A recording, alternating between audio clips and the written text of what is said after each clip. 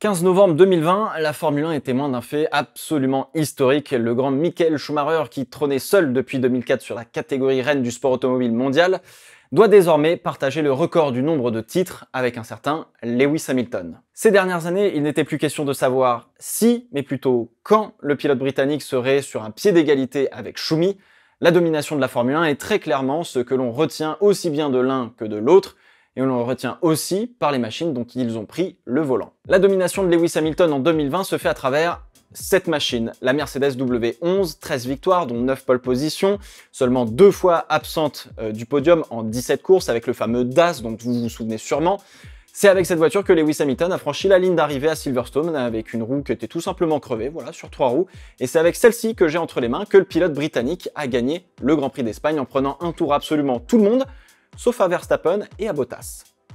Ça, c'est une domination. Alors si vous êtes intéressé de l'avoir chez vous, cette voiture vient de la nouvelle collection F1 d'Altaïa avec les monoplaces qui ont marqué l'histoire de la Formule 1.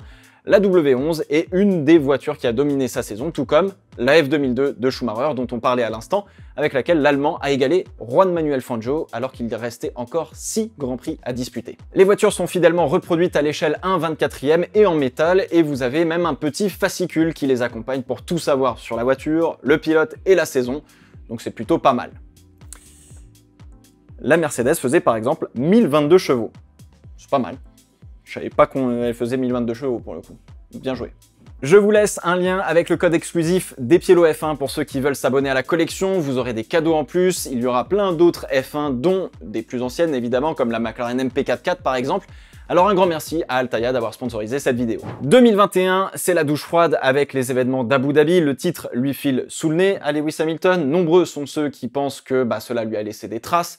Et le début de saison 2022 avec une W13 au design osé laisse voir le septuple champion du monde rebondir dans le peloton plutôt qu'aux avant-postes face à un coéquipier qui est abonné au top 5 tout simplement. Alors au lieu de prendre des pincettes, allons tout de suite mettre les pieds dans le plat tel un haters des internets.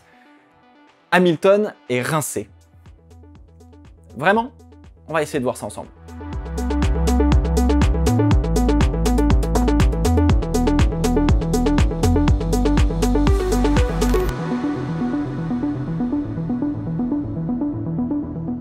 Nous sommes presque à la moitié de saison 2022. Déjà, Max Verstappen compte 6 victoires, 2 pole positions, mène le championnat d'une main de fer, on va dire, face à des Ferrari peu fiables, tant sur le plan mécanique que stratégique. Et Lewis Hamilton compte 2 podiums et pointe à la 6e place du championnat, relégué à 98 points de son rival de 2021, et derrière son jeune coéquipier George Russell, celui qui sortirait d'un an et demi de coma, dont le souvenir c'est à peu près le 7e titre mondial de Hamilton.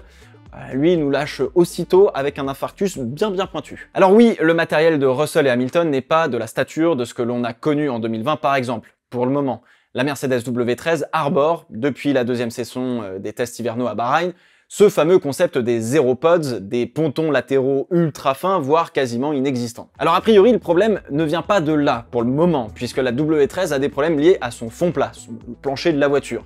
Par le design et la nouvelle réglementation, en 2022, 65% grosso modo de l'appui global de la voiture est généré par le dessous de la voiture. Autrement dit, si vous avez du mal avec cette partie de la voiture, c'est un peu la merde. La voiture marsouine, l'air qui passe dessous pour générer de l'appui décroche du profil du plancher, provoque des rebonds dont on peut s'accommoder mais qui empêchent finalement de régler la voiture au plus près du sol, là où elle a été conçue pour donner son plein potentiel. À Barcelone, la voiture avait l'air d'avoir résolu une partie de ce problème de marsouinage et de ce décrochage aérodynamique. Elle rebondissait moins, pouvait rouler un petit peu plus vite, et on l'a vu, Russell a été à la lutte avec un certain Max Verstappen. Alors certes qui avait un problème de DRS, mais quand même. Et puis Hamilton, qui après un contact au premier tour, est reparti dans les derniers pour finir P5. C'est pas rien non plus. Désormais, la voiture, elle rebondit non pas à cause du marsouinage, mais bien à cause de la rigidité intrinsèque liée à cette nouvelle réglementation technique. Plus elle est rigide, mieux c'est. Bon, faut pas qu'elle soit trop rigide non plus. Du coup, rebelote, ça rebondit, cette fois-ci à cause des boss qui sont sur la piste, essentiellement. Et ça n'empêche pas Hamilton de performer au Canada, par exemple, pour prendre un podium à la régulière, malgré un début de week-end avec une voiture qu'il jugeait catastrophique, avec les nouveaux éléments, à savoir 2 planchers différents qui ont été amenés puis retirés avant la course. On a cette impression que Mercedes à chaque fois qu'ils tentent une amélioration ou un réglage de voiture, et ben ils partent dans la mauvaise direction. On a l'impression qu'à chaque fois, ils ont faux à la question, ce qui au final n'est pas spécialement très grave puisqu'ils arrivent à trouver la bonne réponse des suites de leur erreur. Alors que ils pourraient avoir bon tout de suite et passer à autre chose. C'est pas le cas. Bref, la Mercedes n'est pas à la rue pour autant puisqu'elle pointe à la 3e place du classement des constructeurs, à seulement 40 points de Ferrari, qu'on met première en termes de performance pure et relègue finalement les collègues de McLaren du début de saison à 123 points derrière, c'est-à-dire dans la galaxie d'à côté un petit peu plus loin à gauche. Voilà. 5 podiums en 9 courses, non, la voiture n'est pas mauvaise, elle ne joue pas le championnat pour le moment, oui, mais elle n'est pas mauvaise pour autant, non.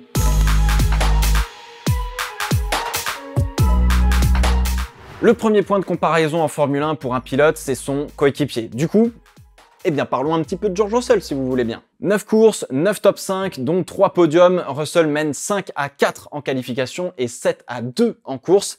C'est quasiment du jamais vu de se faire autant aligner par un coéquipier pour le septuple champion du monde. George Russell maximise absolument toutes les opportunités qu'il voit, joue un petit peu de chance parfois, se retrouve toujours dans la bonne position en début de course, qui lui facilite quand même pas mal la vie pour les 40 prochains tours qu'il a généralement à faire. Là où Hamilton se heurte à un bouchon dont il a souvent du mal à faire sauter tout simplement la voiture qui est devant lui, quoi. Alors Russell a maintenant l'habitude du peloton, puisque cela fait vraiment, allez, on va dire 2 ans qu'il revient petit à petit avec une Williams moins performante en règle générale que le reste du plateau, donc se battre dans le midfield, c'est un truc qu'il sait parfaitement faire. Faire un Grand Prix absolument tout seul parce que sa voiture est absolument nulle part, comme en 2019 par exemple chez Williams, il sait faire. C'est aussi ce qu'il a eu comme course plusieurs fois cette saison, dans un no man's land absolu, personne devant, personne derrière. Rouler dans une voiture capricieuse, qui a des problèmes dont on doit comprendre les tenants et les aboutissants avant de pouvoir aller chercher de la performance, oui, il a fait ça pendant 3 ans avec la Williams et rebelote, mais cette fois-ci avec une Mercedes. En fait,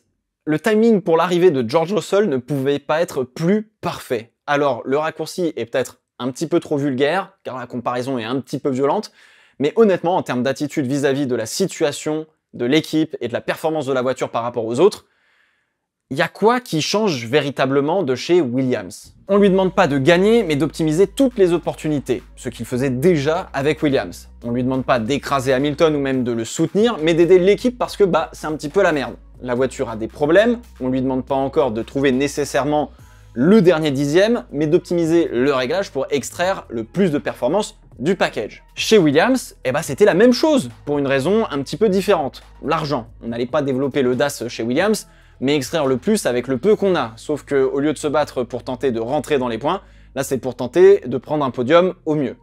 C'est déjà pas mal. Cette année, du coup, il faut bosser pour trouver d'où vient le problème et ensuite trouver une solution en ayant une main dans le dos et une clé de 16 pour seul outil. Je le rappelle, budget capé et moins de temps en soufflerie et en CAFD par rapport aux autres. Mercedes et Hamilton maîtrisaient sur le bout des doigts la réglementation des années précédentes, ils avaient les moyens de leurs ambitions, la voiture chaque année gagnait en expérience de la précédente, tout comme le pilote, bref, ça développait pour aller chercher de la performance avec un budget limité, enfin bref, je vous fais pas un dessert, c'était absolument incroyable.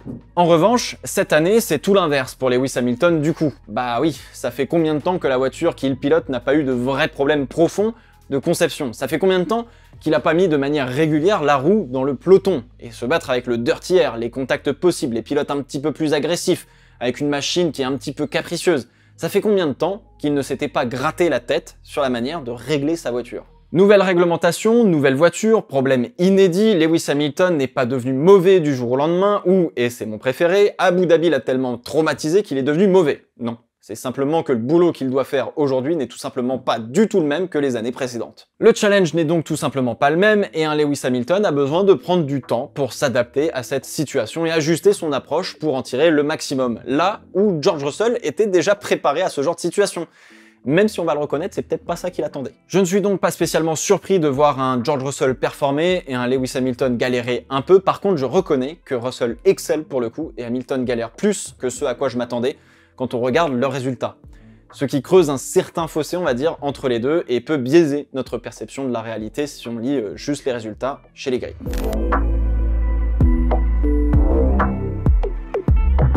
Dire que George Russell a eu de la chance, c'est clairement un euphémisme. À Melbourne, la safety car se déclenche juste lorsqu'il est à 50 mètres de l'entrée des stands. La deuxième VSC au Canada est exactement pareil. Et la safety car à Miami lui permet de faire un arrêt quasiment gratuit et de resserrer l'écart avec Hamilton qu'il finira par dépasser. Bref, oui, il vous faut toujours un petit coup de pouce du destin en Formule 1. Pour ce qui est de la qualif, on a vu un Lewis Hamilton se faire éliminer en Q1 à Jeddah, à la régulière, pas à cause d'un problème ou d'un carton, à la régulière, c'était pas arrivé depuis 2009 il me semble. On voit la mauvaise perf, mais on oublie ou on n'a pas toujours l'info de vraiment pourquoi c'est le cas. À Jeddah, c'est le réglage de la voiture qui provoque très clairement une contre-performance pour Lewis Hamilton. On a tenté quelque chose, ça n'a pas fonctionné. Enfin là, je veux dire, quand Russell fait P6 sur la grille et Hamilton sort en Q1, faut être vraiment aveugle pour se dire que le problème, ça vient du pilote dans ce cas-là. Non. Et au final, des situations comme Jeddah, on en a vécu quelques-unes. Quand on doit faire tester, on va dire, à Lewis Hamilton une pièce, une orientation de réglage, la voiture devient mauvaise. Alors, il le dit lui-même, dès qu'on y touche ou qu'on tente quelque chose, ça ne fait qu'empirer le problème. Et ça, c'était le vendredi soir au Canada. Alors du coup, je me pose la question, je sais pas à quel point George Russell teste et valide de nouveaux éléments sur la Mercedes, mais force est de constater qu'il performe quand Hamilton a un petit peu plus de mal. Si en qualif, c'est kiff-kiff puisque Russell mène 5-4, en course, c'est là où Hamilton a toujours eu plus de mal cette année. En fait, Russell performe très bien et a des coups de pouce du destin en course qui ne font qu'accentuer sa performance, là où Hamilton galère un petit peu plus en général et où certains choix, que ce soit des améliorations ou des réglages de voiture, accentuent un petit peu plus la perception que l'on a de ses résultats et de la mauvaise performance de Lewis Hamilton en 2022. Alors oui, Russell est meilleur qu'Hamilton pour le moment, sa régularité et son classement au championnat parlent pour lui, l'écart est assez net, mais il n'est pas abyssal non plus comme on pourrait le penser au premier abord. Car il faut aussi prendre en compte un autre biais de perception. Lewis Hamilton est un être humain avant tout. On a eu l'habitude de le voir gagner et gagner et gagner pendant 8 ans, ce qui d'une certaine manière a instauré une nouvelle normalité lorsque l'on parle de lui. Gagner c'est normal, le voir galérer c'est pas normal. Du coup en 2022, on comprend pas ce qui se passe. Et on a un problème de plus, c'est qu'en Formule 1, eh bien, le matériel joue un rôle primordial pour la performance de l'athlète. Donc quand Hamilton gagne, c'est sa voiture. Quand Hamilton perd, c'est le pilote. Ce qui est une manière un petit peu recherchée de voir et de comprendre la Formule 1, mais c'est comme ça. Gagner en Formule 1, que ce soit Hamilton, Schumacher, ou Senna, ou Fangio, ou Jim Clark, peu importe qui vous voulez, requiert d'aligner un nombre d'éléments assez important. Il faut une excellente équipe, avec d'excellents moyens, capable de créer ensemble une machine exceptionnelle qui répondra au doigt et à l'œil, d'un excellent pilote qui a contribué à la façonner pour son pilotage et en tirer le maximum. Gagner pendant 8 ans pour Mercedes et Hamilton n'a absolument rien de normal, bien au contraire. La redondance de les voir gagner, qui en devient même lassante pour beaucoup, installe une nouvelle normalité et c'est souvent pour cela que l'on se rend compte, une fois que c'est terminé, à quel point cette hégémonie a été un phénomène absolument pas normal, mais tout à fait exceptionnel. On voit donc un nouveau Lewis Hamilton, un qu'on n'a jamais vraiment vu dans cette situation, et comme ça nous change de notre habitude bien installée de voir Hamilton partir en tête sans vraiment de grosse concurrence, forcément la perception qu'on a de lui est assez violente entre guillemets par rapport à avant. D'ailleurs c'est assez drôle car d'une certaine manière on est content de le voir galérer un petit peu, pas parce qu'on aime voir un pilote souffrir et qu'on est sadique, mais parce que bordel, en vrai c'est tellement intéressant de voir un pilote de sa stature devoir faire un effort différent pour remonter dans le classement et peut-être gagner à nouveau. Car enchaîner les victoires, au bout d'un moment, on ne perçoit malheureusement plus l'effort qu'il faut abattre, et c'est dommage car il est toujours là cet effort à faire. Face à la perception de ce nouveau défi, George Russell va venir accentuer encore un petit peu plus la perception que l'on a de la situation, puisque cette saison, peu importe ce qu'il fera, il ne pourra jamais décevoir. Il n'est pas dans le rythme de Lewis Hamilton, pas grave, c'est la première fois qu'il est dans l'équipe, il a encore plein de choses à apprendre, et puis c'est Lewis Hamilton, aka l'un des meilleurs pilotes de ces dernières années. Faut laisser le temps à George Russell. Il arrive à être dans les temps et dans le rythme de Lewis Hamilton, top, belle adaptation, finalement peut-être que Russell est bien la petite pépite à laquelle on pouvait s'attendre face à un Lewis Hamilton, c'est top. Il est meilleur que Lewis Hamilton avec la même voiture? Au top. Le problème c'est donc pas forcément la voiture, mais peut-être Lewis Hamilton finalement.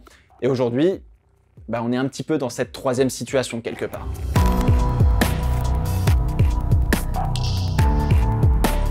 Dominer la Formule 1 demande un travail particulier, qui est différent par rapport à se donner pour sortir de la Q1 avec une voiture qui ne donne pas confiance.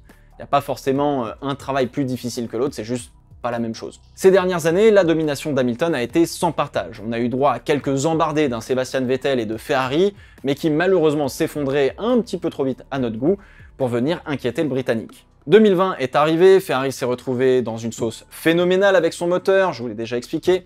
Le danger vient donc, eh bien, maintenant du petit teigneux à la tête diablement dure qu'on appelle Max Verstappen. 2 contre 1 avec Bottas en 2020, pas de souci. Sauf que 2021 allait être différent, dû notamment à quelques petits changements de réglementation pour éviter que les pneus éclatent, car les F1 génèrent de plus en plus d'appui, et la crise du Covid oblige, on a gardé les pneus de 2020. Conséquence, la Mercedes n'a plus autant un avantage qu'avant, et le combat fait rage avec Max Verstappen. Premier vrai combat en piste pour Lewis Hamilton depuis Nico Rosberg. Et ça, ça demande aussi une autre manière de faire la course. Expérimenté, Hamilton, il va laisser Verstappen se jeter à l'intérieur en Espagne au premier virage pour finalement le battre à la stratégie. C'est assez clair, de toute façon, Verstappen est en mode full attaque, Hamilton cherche à être plus malin que son adversaire, sauf que lorsque l'on regarde la saison 2021 de Formule 1, sur les 22 Grands Prix, Lewis Hamilton a quasiment toujours laissé la porte grande ouverte pour que Verstappen se jette à l'intérieur. Force est de constater que Hamilton n'a jamais véritablement défendu. Je n'arrive toujours pas à me l'expliquer. Je vous promets, j'ai cette impression qu'en 2021, Lewis Hamilton a été particulièrement mauvais sur les combats rapprochés qu'il a eu avec Max Verstappen. Car Verstappen, lui, quand il défend, il fait tout ce qu'un jeune pilote de sa génération a appris. Quand tu fermes la porte, tu la fermes vraiment. Tu laisses pas un espace sur ta ligne intérieure. Là où de la génération d'Hamilton, d'Alonso, etc., lorsqu'un pilote se déportait vers la gauche ou vers la droite pour défendre, l'attaquant choisissait assez rapidement l'autre ligne pour ensuite attaquer le virage. On n'avait pas besoin de fermer la porte en collant sa voiture contre la ligne blanche. Il y en a un seul qui faisait ça, et c'était Rosberg, ce qui nous a donné le fameux « All the time you have to leave the space ». Alors, à l'époque, ça ne se faisait pas trop, ce genre de défense. Aujourd'hui, les pilotes comprennent que lorsqu'il faut défendre, tu laisses aucun doute sur cette ligne intérieure. Puis bon, il avait dit Lewis Hamilton, il prend une marche supplémentaire avec Max Verstappen. La marche n'était pas grande pourtant à Silverstone, à Monza ou à Jeddah par exemple. Ou alors, comme il sait si bien le faire, et comme le dit si bien Nico Rosberg, Lewis Hamilton sait faire de mauvais coups sans se faire prendre, et c'est une de ses forces. Et c'est vrai, de nombreuses fois, il a soudainement sous-viré au premier virage d'un départ lorsque Rosberg était tout simplement à sa hauteur. Des manœuvres toujours très ambiguës, caractéristiques finalement d'un champion du monde, comme l'était Schumacher. Alors est-ce qu'Hamilton comptait trop sur cette arme finalement peu efficace face à un Verstappen qui lui attaquait sans relâche comme un bulldozer? Je sais pas, est-ce que Lewis Hamilton a remis le destin de ses courses dans la bienveillance des commissaires sportifs un petit peu trop de fois? Je sais pas. C'est en tout cas une des explications, une piste d'explication que je peux avoir, mais Hamilton qui défend peu ou mal en tout cas sur les attaques de Verstappen, ça reste quand même un mystère de mon côté. Hamilton perd pour la première fois depuis Rosberg dans des circonstances particulières qui n'ont plu absolument personne. L'intensité de 2021 a été forte pour tout le monde, on attend donc le rebond du pilote britannique, sauf que il commence à se poser des questions à la fois sur son sport, mais aussi dans le monde en dehors du paddock.